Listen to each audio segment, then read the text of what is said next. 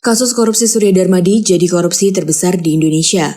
Kejaksaan Agung RI menyebutkan kerugian negara dalam kasus korupsi dan pencucian uang terkait kegiatan usaha kelapa sawit oleh PT Duta Palma Group yang mulanya bernilai 78 triliun rupiah bertambah menjadi lebih dari 100 triliun rupiah.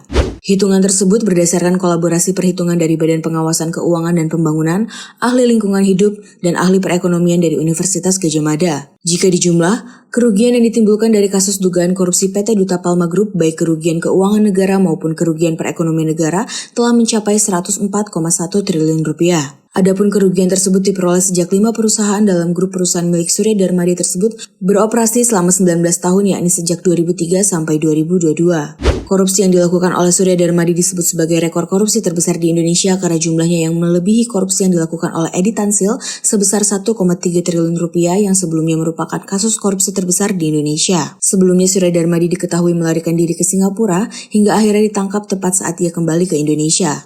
Beberapa koruptor Indonesia lain yang kabur dan tertangkap di luar negeri antara lain adalah Adeline Lis yang ditangkap di Singapura atas kasus korupsi dan pembalakan liar, Tsai Ngo-eng yang ditangkap di Amerika Serikat atas kasus korupsi terkait pengajuan 82 kur fiktif ke Bank Jatim, Samadikun Hartono ditangkap di Cina atas kasus bantuan likuiditas Bank Indonesia, Totok Ari Prabowo ditangkap di Kamboja atas kasus korupsi dana bantuan pendidikan Kabupaten Tumanggung, dan Nazarudin ditangkap di Kolombia atas kasus suap proyek Wisma Atlet Kemenpora.